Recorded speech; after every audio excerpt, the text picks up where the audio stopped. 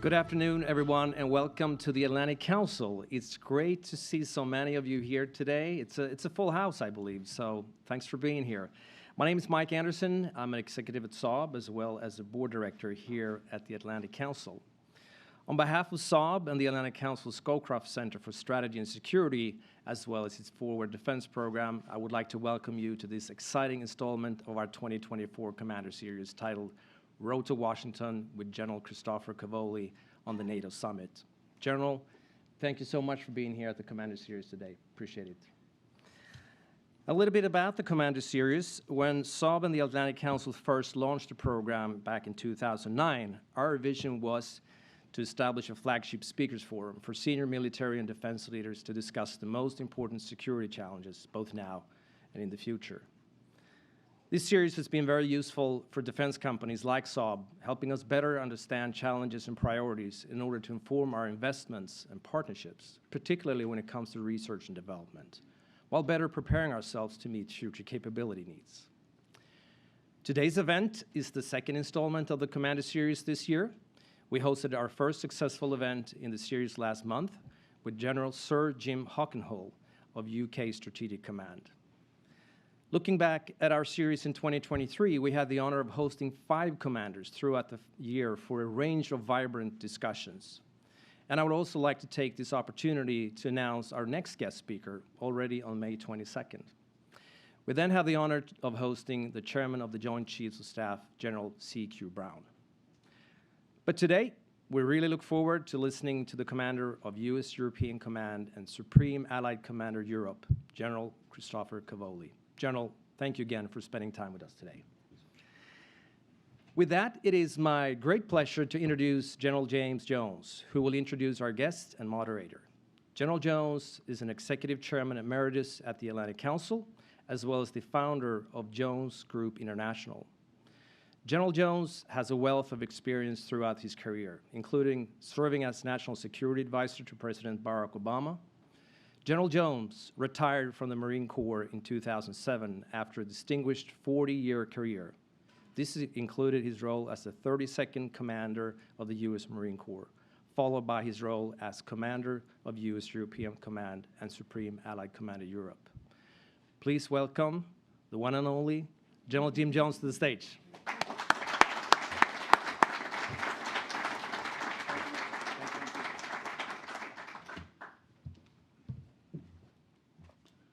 Thank you, Mike, very much for that introduction, and thank you for Saab's continuing support to this wonderful program since 2009. So really, we do appreciate it very much. And thank you all for coming to today's event with General Cavoli, who has, as you know, 2 hats, Commander of the U.S. European Command and Supreme Allied Commander Europe. In 2022, Russia shattered the veil of European security, bringing back war to the European mainland and disrupting the peace dividend the transatlantic alliance had enjoyed for decades. Now, in the 3rd year of Russia's war, we're reminded that aggression and revisionism must always be met with clear, swift, and collective action by the United States and its allies and partners. In response to Russia's renewed revanchism, NATO has demonstrated collective resolve through its support for the heroic actions of Ukraine and its people, commitment to a stronger alliance with the addition of Sweden and Finland, and just 2 months ago, in the adoption of a new regional defense plan developed to defend every inch of NATO territory. But the work is not yet finished. Russian reconstitution efforts, threats emanating from the People's Republic of China, and the weaponization of emerging technologies and new warfare tactics threaten global security more broadly. At the Washington Summit this July, allies and partners must contend with ongoing and emerging threats to support Ukrainian sovereignty, modernize allied capabilities, and safeguard the democratic values that underpin the alliance. In this spirit, convenings such as these are integral to the Atlantic Council Scowcroft Center for Strategy and Security, which works to develop sustainable, nonpartisan strategies to address the most important security challenges facing the United States and our allies and partners. So today's event is part of the Atlantic Council's programming in the lead up to the Washington NATO Summit. So before I introduce our distinguished guests, I'd like to remind everyone that this event is on the record. Later in the discussion, we'll encourage the audience to direct any questions using the microphone stands at the front of the room, as has already been mentioned. The first Supreme Allied Commander was General Dwight David Eisenhower, who became SACEUR on the 2nd of April, 1951. His deputy SACEUR was Field Marshal Montgomery, both historical figures. I was privileged to be the 14th in the line of succession, and I'm honored today to introduce the 20th Supreme Allied Commander and Commander of the European Command, General Chris Cavoli. Each of the SACEURs since President Eisenhower sat in the chair have had the privilege of sitting behind his desk at SHAPE. And as a matter of fact, the Deputy SACEUR's desk belonged to Field Marshal Montgomery.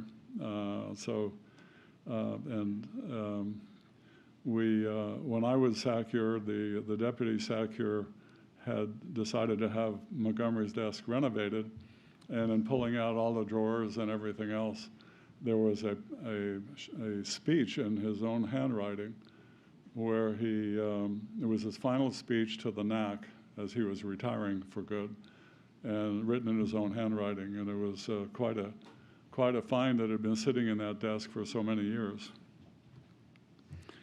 So not to put any additional pressure on General Cavoli, but Politico recently named him as the most important leader outside of Ukraine who can influence the outcome of the war. And I believe that to be true as well. In his position at both UCOM and at SHAPE, it is really, we're fortunate to have someone of his caliber in that position. General Cavoli has a distinguished career. He was a graduate of both Princeton and Yale, having been commissioned in the Army in 1987, and has served in a wide variety of positions throughout the United States, Europe, and Asia. I'm also delighted to announce that in recognition of General Cavoli's unparalleled dedication to international peace and security, the Atlantic Council will present him with one of the organization's highest awards, the Distinguished Military Leadership Award, which celebrates the highest achieving individuals who embody the essence of the pillars of the transatlantic relationship. General Cavoli, it's an honor to have you here today, and we look forward to your comments and the questions that I'm sure will follow. So it's my honor to ask you to take the floor. Thank you, General.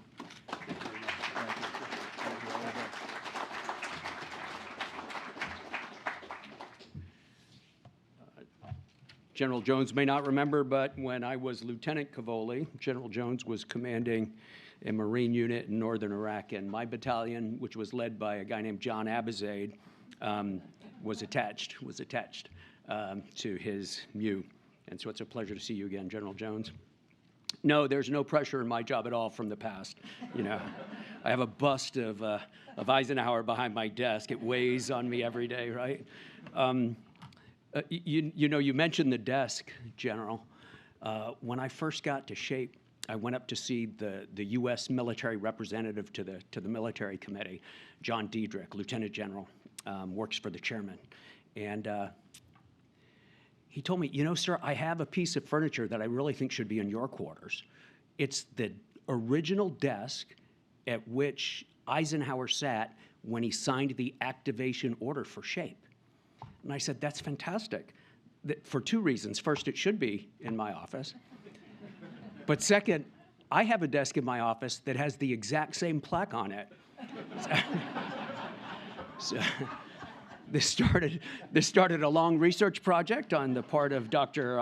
Ian Hope, our SHAPE historian, who discovered that, in fact, the desk in the office was the desk at which it was signed. So the legend remains intact, sir. And importantly, Monty's desk with the 6 chairs around it has 5 chairs now. Nobody knows where the 5th one went, but there's a lot of speculation about it. So General Jones, Mr. Anderson, Excellencies, it's so good to be here tonight. My old friend Andrew Mikta, it's a pleasure to see you again. Many thanks to the Scowcroft Center, the Atlantic Council, and to Saab for putting all this together. So as you know, we're facing very challenging times in the European theater. We had hoped for something quite different. We have rising problems in the Indo-Pacific. We have continuing problems in the Middle East. The last thing we wanted was for European security to be in question too. But since Russia's invasion of Georgia in 2008, we've seen that country progressively seek to undermine freedom and democracy throughout the continent and beyond. Russia's illegal annexation of Crimea in 2014 and its subsequent invasion of the Donbass, yes, invasion, we know that Russian regular troops led the way. These continued the pressure. Then in 2022, in February, Russia's illegal, unprovoked, and brutal invasion of Ukraine fundamentally altered our strategic landscape. The war in Ukraine has compelled us to reevaluate our longstanding goals, our ideas regarding global security and international relations, and it has consequently forced us to re-examine how the NATO alliance is structured to deter and defend against our adversaries. So a bit of history. Following the Cold War, the alliance no longer believed that we had a need to focus on collective defense, and we instead turned our attention to crisis management operations, so-called out-of-area operations. These operations were characterized by rather small size. Brigades were the typical unit of employment. They tended to be very far away, not on our turf, but on ground that changed with each mission. And of course, we engaged in those missions on our terms, on our timelines. So they were small, varied, and were done on a predictable schedule. And we optimized for that. The alliance optimized for that, and nations individually optimized for that. Our force structure, we shifted our processes, our procedures, our very expectations. Most importantly, we developed cyclical processes to generate forces. This gave us the opportunity to collect the famous peace dividend that we had all expected after the Cold War. If the only unit that needs to be truly ready is the unit that is deployed, and if its deployment is predictable and scheduled, and we don't require forces above that echelon, say the brigade level, then we can find many, many economies in our military forces, and we did. Troops at echelons above brigade, we cut. Readiness in non-deployed units, we lowered. Fighting headquarters, logistics, air and missile defense. We built small, highly expert militaries that didn't expect to face a peer and had little force in reserve. All that has changed. The war we see in Ukraine could not be more different. This war is about hard power, and it is about scale. It is huge.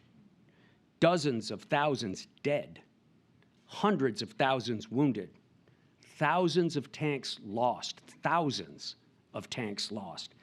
It is about big units, divisions, corps, air armies, fleets, and it is happening all the time, 24/7, no respite for more than 2 years. It could not be more different than what we had been preparing to do. So the alliance recognized that. At Madrid in June of 2022, nations instructed SACEUR to revitalize our ability to conduct collective defense. After 2008, Georgia, we had already had an agreed strategic approach to deter and defend in the Euro-Atlantic area. We had a document, we had a strategic approach. We called it the Deterrence and Defense of the Euro-Atlantic Area, DDA. So at Madrid in 2022, after the invasion of Ukraine, or the second invasion of Ukraine, SACEUR, in this case Todd Walters, was instructed by heads of state and government to immediately implement that strategic approach, to immediately implement DDA. Easy to say, hard to do. DDA's basic premise is that we posture NATO forces and authorize them to operate functionally and geographically to deny our adversaries any advantage they might seek in geography, readiness, or domain. And this, of course, has required a wholesale modernization of our collective defense system because we had previously been optimized for a very different task. So the first thing we've done is to write plans. Plans. The last general defense plan that the alliance politically authorized was the GDP of 1989. Since these were refreshed on 5-year cycles, in 1994, the alliance, reasonably enough, allowed the GDP to expire. So we need to recognize this. For the first time in 30 years, heads of state and government of our alliance said we need a plan for our common defense. This is fundamental. It is having huge consequences. So NATO wrote those plans in very short order, 18 months from beginning to their approval. In fact, if I could observe this, the development and approval of these plans, which involved multiple NATO headquarters, 30 and then 32 nations and their militaries and their national defense plans and their sovereignty. With all of these political and military complexities, it has been the single most impressive collective military feat I have seen to get these things done. And the fact that there was not a single military objection in the approval process is an indicator of the great cohesion, the great unity we find politically in the alliance today. So those plans are in place now. They're classical defense plans, geographically specific descriptions of how, where, and with what we will defend every inch of this alliance. And so they're the basis of all of our transformation. First, they give us a force structure requirement. For the first time in almost 4 decades, the alliance has an objective, militarily sound, plans-based description of the forces that we require. This requirement will guide nations' defense spending. So over the years since Wales, I've often been asked, isn't 2% just an arbitrary figure? Well, now I can say there are specific things we need you to build, specific things we need you to buy, specific levels of readiness we need you to maintain. And I think you will find that 2% is certainly not a ceiling, but a floor. What we have finally done is to find and develop and agree on a blueprint for burden sharing, a blueprint that establishes how much nations will need to provide. Second, the new plans give us a map for different delegations of authority for operational decision-making. For years, during the years of luxurious optionality provided by out-of-area operations, nations withheld many basic military authorities to the political level. Such things as movement of troops from staging area to operational areas, that sort of thing. That no longer works. In order to be able to act and react at the speed of relevance, SACEUR requires basic military authorities. These are working their way through the new modernized alert system, and I'm happy to say they're on the verge of being approved in Brussels today. Third, our systems of command and control needed to change too. They had been optimized for crisis management. They were focused on cyclical deployments to distant regions instead of concentrating on a specific piece of geography. We had taken apart the structures needed for high-end warfare, structures at the echelons above brigade level, corps artillery, aviation brigades, large-scale logistics, and so forth. And we had dissociated corps headquarters from their subordinate tactical units. It all made sense for our missions at the time, rotations, but it's unsuitable for large-scale territorial defense. So for DDA, we needed headquarters to intimately understand the terrain, know the populations, appreciate the particular adversary across the border.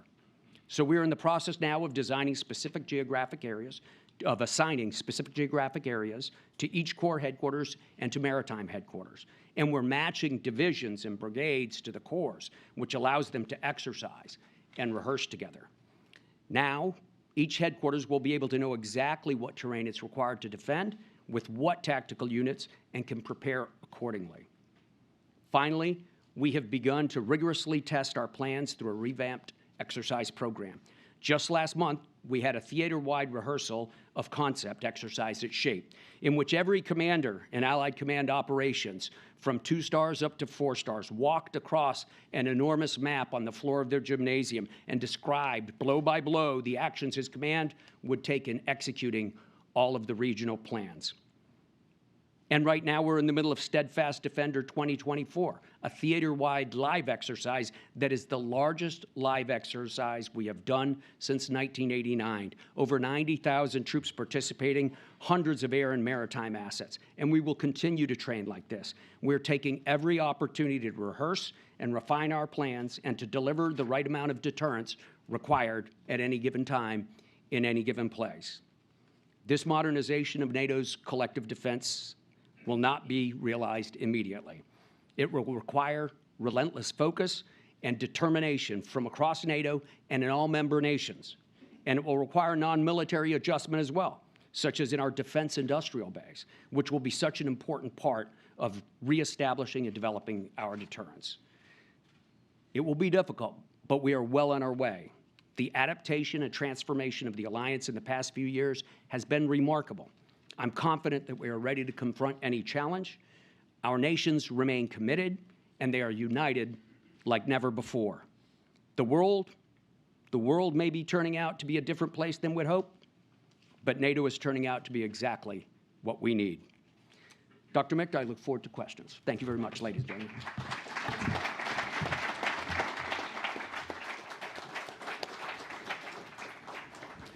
Thank you, General Cavoli, for these thoughtful remarks and just the scope of what you have covered. We'll have an opportunity for in-person questions. There's a microphone to the right over there, so if you want to ask a question at the end of our conversation, please line up over there. And today's AC front page event is part of the ongoing Commanders Series, generously supported by Saab to provide a forum for critical issues of national security concerns. So, General Cavoli, let me transition to my first question. In July, we will have a summit here in Washington. What are your top priorities for that summit? What would mean a successful deliverable for you from that perspective? Well, I think the key thing from a military perspective at the summit, Andrew, is going to be to be able to say that the regional plans and the DDA family of plans, the strategic supporting plans, all the plans, so 10 in total, are in place and are active and are driving our operations. So as you know, previously we had the graduated response plans. Those were really designed to position forces, but weren't designed for the actual defense. Now we have the plans in place necessary to do that, and we'll transition to that. A whole lot of things will come out of that. You know, there'll be an announcement about command and control, I'm sure. There'll be some announcements about the amount of forces committed, which have significantly increased because of our new force model, changing from a rotational cyclical force generation model to standing levels of readiness. I think we'll see all of these things come out at the summit. Okay. In your written statement before your testimony before House Armed Services Committee, you described Russia as, quote, a long-term Russia problem, with Ukraine being just one example. Could you speak to that and tell us your views of what Russia is likely to be for the alliance going forward? Sure. I think that's probably one of the most significant strategic questions we can ask ourselves today, right? After the Ukraine war, no matter how it works out, after the war in Ukraine is concluded, where will Russia be? And what threat will Russia pose? I believe Russia will pose a long-term threat to the alliance. We will have a big Russia problem for years to come. Russia will be on track to expand the size of its military. It's already announced its plans to do so. It's ramped up industrial production and manpower intake in order to achieve these goals. It will be reconstituting its losses as quickly as it can. It will be arrayed in the western parts of Russia and associated nations, perhaps, on the borders with NATO, and it will be a large, large force. It will be led largely by the same people, or people like them, and they have already declared their enmity toward NATO. And so I believe that that management of that problem, the military problem, and all of its political, economic, and social consequences that are going to come out of it, will be really a driving factor of NATO's existence and global security for many years to come. So let me follow up on the reconstitution question, because several U.S. government officials have stated that Russia might have already reconstituted its forces. Baltic leaders talk about a 3 to 5 year window. What is your assessment of where Russia is when it comes to force reconstitution? Because the delta between how quickly they can actually ready their forces and how quickly NATO can rearm and prepare, that's really the risk level for the alliance, isn't it? Yeah, so it depends on what we're talking about specifically. Reconstituting the force inside Ukraine to continue that fight, or reconstituting its military at large. And then, of course, the question depends on which part of the forces we're talking about. So the ground forces have clearly taken the bulk of the attrition. They've lost more than 2,000 tanks. They've lost dozens of thousands of soldiers killed, over 100,000 wounded, so very significant, 200,000 wounded, very significant losses. But nevertheless, if we look inside Ukraine today, the Russian army in Ukraine is bigger now than it was at the beginning of the fight. So clearly the reconstitution quantitatively is moving fairly quickly. Qualitatively, I think we can assume or we can witness that many of the troops are not as high quality, that they're reaching a bit farther afield. A lot of the equipment fielded is older. It's refurbished, but it's based on an older model. But nevertheless, the reconstitution is happening now. What they'll do afterwards, I think, is the big question. And there are various estimates in the public and various classified estimates as well of how many years it's going to take them to constitute a large force that they would be able to array against NATO, Andrew. But I think it's not necessarily the right question, how fast can Russia do it? The question is, how fast can Russia build its force compared to how fast we're going to build our force? So that force structure requirement I talked about in my opening remarks, it's not reality in total yet, right? Some of it still needs to be built. Some of it needs to be produced. Some of it needs to be modernized.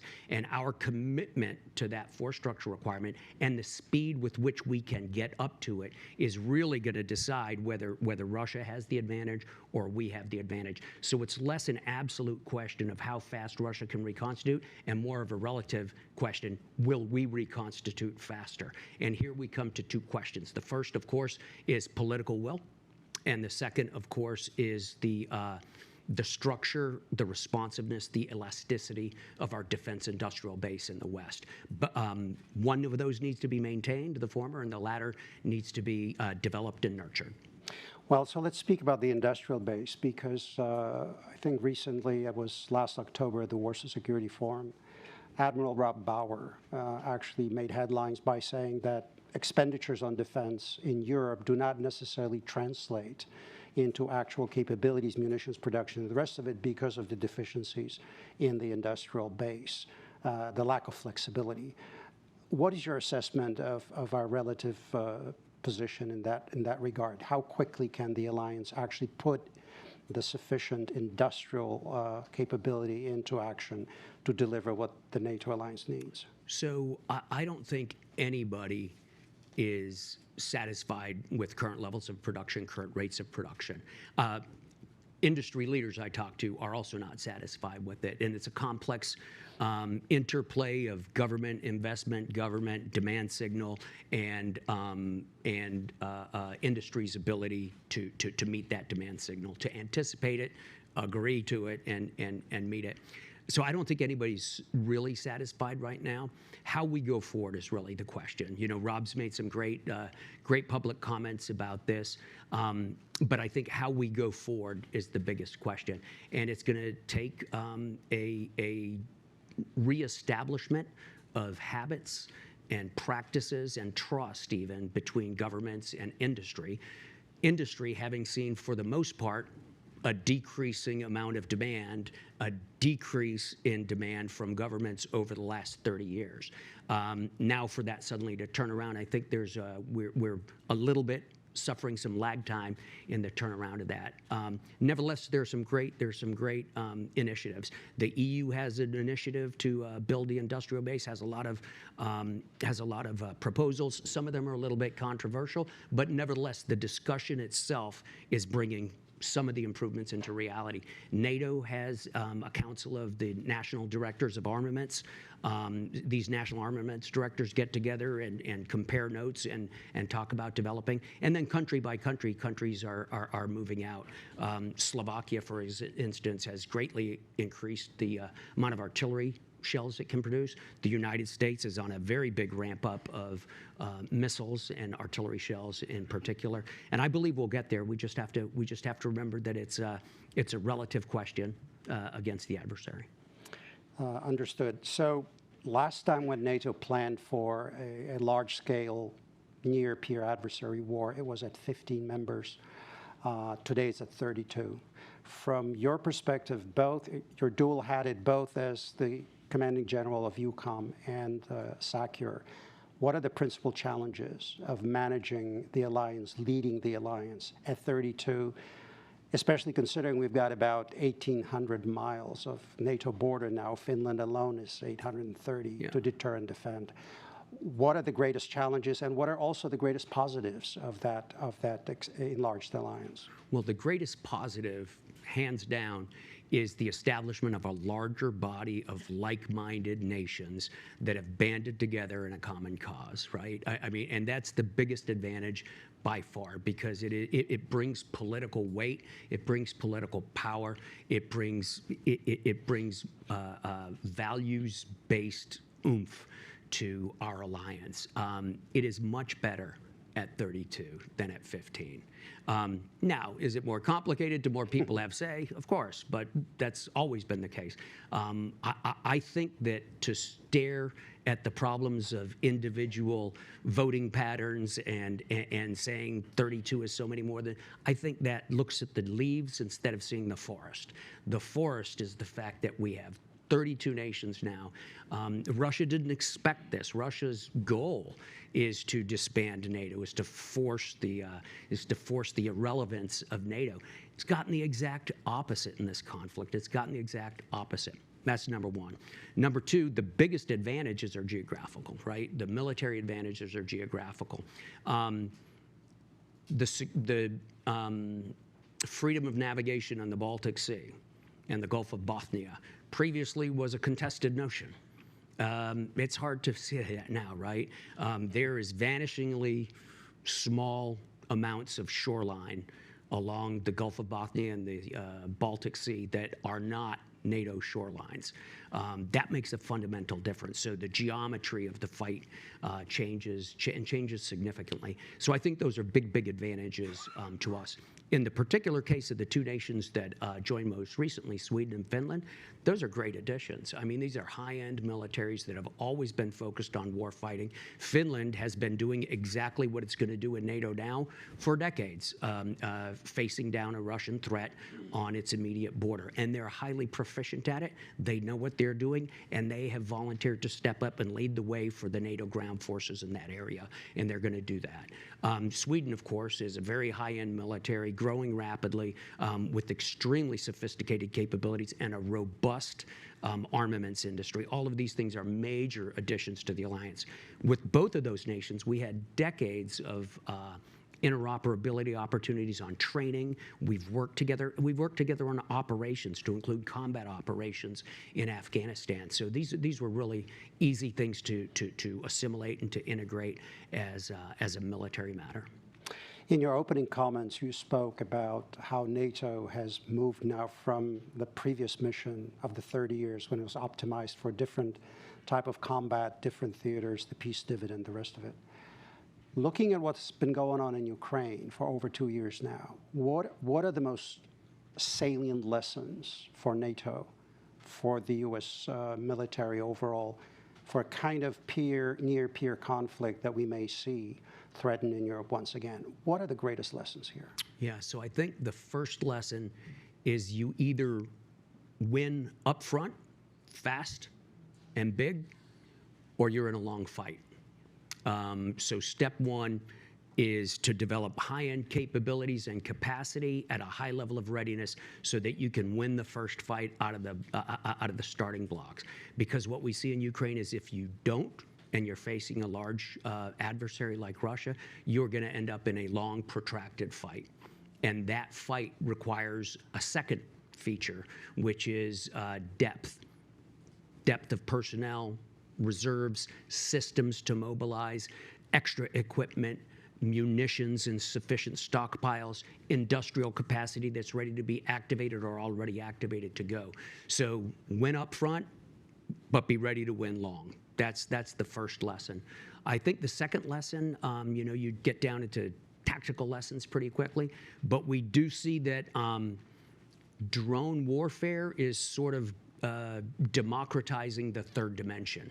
Just about everybody on the battlefield can get something into the air now and affect you from the air. That's something we're going to have to wrestle with. We're still seeing it play out on both sides in Ukraine. How much, how capably. It's easy to overstate it. It's easy to overstate these things. But nevertheless, I think use of the third dimension is not new, but being so widespread and proliferated throughout the ranks and the formations, I think that's something new we'll have to deal with. There are tons of other things to look at, but I think one of the most important ones for 32 democracies to look at is the importance of civil-military relations in this fight. And we've seen it play out in both sides. When civilian leadership is good and strong, it can galvanize the nation, and when it interacts in a positive and constructive fashion with military leadership, it produces results on the battlefield. And we should always remember that. It's one of our greatest strengths inside the North Atlantic Treaty Organization, and it's one of the greatest gifts we can cherish and nurture for generations to come.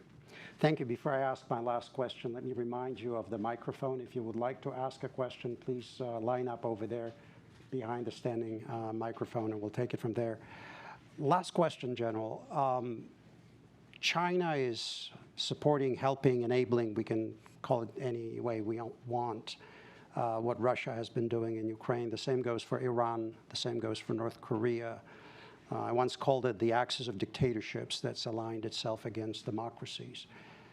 What lessons for the alliance would you draw from that? Because you're not really dealing just with the Russia problem set. You're also looking at this wider alliance against us. Even though I understand that Secretary General does not talk of China as an adversary, we are avoiding that description. But how do we respond to that? How does the alliance prepare against that kind of alignment against us? Sure. So, yeah, a little bit controversial if we start at the right end of the spectrum of conflict, right? But if we start at the left end of the spectrum of conflict, pre-conflict activities, we discover that NATO, a geographically defined alliance, does have China challenges inside it right now. Alliance, of course. So our resilience to those challenges, our ability to protect our strategic infrastructure, our ability to protect the intellectual property of our principal military systems, all of that, those are going to be our ability to protect our data. These are all going to be very important things for us to harden ourselves against and to be resilient against, because we can already see those challenges inside the European geography today. And do we need to change our mindset also? You spoke about munitions. We used to live through this, just-in-time delivery systems during those 30 years. You spoke of the need to stockpile, to have reserves, to have redundancies in the system. Is this working itself through the alliance? Are we really understanding how profoundly the world has changed? Sure it is. I think there are two pieces of evidence for that. One, objectively, is that we are changing the stockpile requirements that we require. So we have in our plans requirements for a certain amount of stockages of various different things that you need to fight a war with. We're changing those. We're revising those upwards. I think everybody would be doing that nationally anyway, but we as an alliance are doing that. The second is with regard to personnel. A number of nations in the alliance have elected to return to some form of conscription, some form of obligatory service. A number of other ones are considering it. And in fact, I think as we look ahead, I think manpower is going to be one of the biggest strategic challenges that we face as an alliance, and we're going to have to come to grips with that. Our human resources have to be built up and have to be accessible in the same way that industrial resources and production and war stocks are. Okay, let me pause here now, turn over to the audience for question. If you would like to ask a question, please line up at the mic. Please identify yourself and pose your question, please. Okay, thank you very much. General, thanks for joining us today. Jeff Mankoff with National Defense University.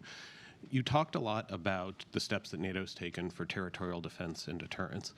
As we know, the most vulnerable places and the most likely triggers for a conflict are countries that are not in NATO, countries like not just Ukraine, Moldova, Georgia, and others.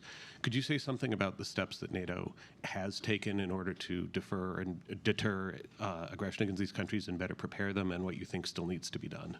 Sure. Yeah, that's a fantastic question, because you know, the alliance exists for the alliance, right? The alliance exists to defend the other members of the alliance, but we don't exist in a vacuum, and we need friends and partners as well as allies. And we have a partnership program in the alliance. We designate partners in the alliance. Allied Command Operations has more than 30 active partnerships right now, formally recognized by NATO and by the nation making that partnership. Georgia, Moldova are both partner nations formally designated. Some of them participate in what we call the force pool, which means they make themselves available for some of our operations, such as KFOR. There are several non-allies operating in KFOR right now. In Georgia in particular, NATO has had an office and a robust training and interoperability campaign for some years, for about a dozen years, and that continues today. In Moldova, nations bilaterally have a lot going on, and NATO has a small office there as well. We do, we adjust the level of effort as we look around the world. Those certainly aren't the only two partners we have, but we spend a lot of time looking at it. I think it's an important point to note that many nations that have previously or historically been considered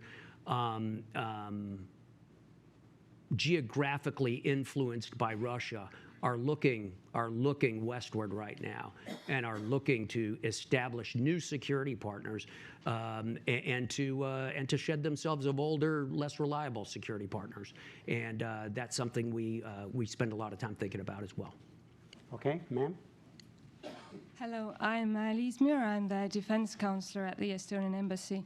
And may I first say, I think I speak for many people on the eastern flank that we are really appreciative and grateful for your work. I think especially with the regional plans, this is really great stuff. My question actually is for you more than as the head of EUCOM rather than SACEUR. What would the implications, in your view, be to the U.S. Force posture in Europe from these new regional defense plans and also the new minimum military requirements, considering the composition of forces, how they are rotated, but also the geographical footprint of the American forces in Europe? Thank you so much. Thanks. And first of all, let me thank Estonia for everything you do for the alliance. Not just in terms of thought leadership, but also in terms of innovative approaches to national defense and your approaches to mobilizing not just your military, but your society in its own defense. Your devotion to Article 3, something that comes before Article 5, that's impressive indeed. So my congratulations to Estonia, my gratitude. We have to divide the question into two parts, ma'am, I think, right? The first question is, what is the requirement? How much is required? The U.S. will always provide what is required of the U.S. for those parts. There is strong policy behind this. It's bipartisan. It's always been there. We will provide what we are supposed to provide. Right now, I don't think it's really public information, but the United States has, under our force sourcing construct for the regional plans, the United States has pledged at various levels of of attachment, more force than it has in decades to the regional plans. So I'm very confident about the United States' commitment to these plans, to their executability, not just their executability, but to their rapid success. I'm very confident in that. How the U.S. does it, whether it does it with rotational forces, permanent forces, that's a much more complex interplay of budget, availability of forces, readiness requirements, other global requirements, frankly, domestic political requirements. So all of that comes together, and a lot of that's outside of my sandbox. We have time for one more question. Please, sir. Thanks. I'm Matt McKeag with MITRE. Sir, you've spoken quite a bit about the need for U.S. and NATO to be able to counter Russian mass on the ground. Can you also talk about how you see, with the new members of NATO and possibly following on the previous question, the interplay between air forces and the ability of the air to counter ground mass and momentum through traditional roles like close air support and things like that across a full NATO force? Thank you. Yeah, absolutely. So NATO's air forces are a great and growing success story in my mind, right? They're well-trained, they're well-equipped, and where they're not well-equipped, they're planning on becoming well-equipped. So we are rapidly moving into 4th generation plus and 5th generation exclusively across the alliance. So the Saab Gripen, of course, very high-end aircraft, the French Rafale, very, very high-end aircraft, and the F-35, well-known, a multinational platform that's now proliferating. By 2030, there are going to be more than 600 F-35s in the alliance in Europe. As you know, every plane you add to a 5th generation network is worth more than just one airframe, right? Because you increase the size of the network of sensors and everything that's operating. And our ability to move beyond that platform specificity and to wrap the other high-end platforms together with Saab and with the French Rafale, our ability to do that is going to just increase even more greatly. So I'm very, very confident about our ability to wage high-end warfare. General Scorch Hecker, who commands NATO Air Command, and his deputy, Johnny Stringer, Air Marshal Johnny Stringer, are extremely active. They have a very strong, very realistic training program that focuses on all the high-end threats that we have today. Of course, focusing on the exquisite end of aerial combat means you're probably not able to focus as much on close air support and things like that. And that's something we're wrestling with inside the alliance. The good news is that the alliance does retain a huge number of 4th generation aircraft, so we still have the capabilities to do it. And we're looking through the ways that you maintain both capabilities going far into the future. I hope that answered your question, sir. Well, thank you very much. We're about out of time. So first of all, I'd like to thank General Cavoli. Thank you, Chris, thank you. Great. Thank you for being here with us and for this really insightful discussion of how dramatically the alliance has evolved in a positive direction. Let's emphasize Absolutely. that. Even though there is a lot of work to be done. We very much look forward to welcoming you again to the Atlantic Council. And ladies and gentlemen, thank you for joining us in person. Greatly appreciate your attention. I hope this was a useful discussion for all of you. Thank you on behalf of the Atlantic Council. Thanks, Andrew.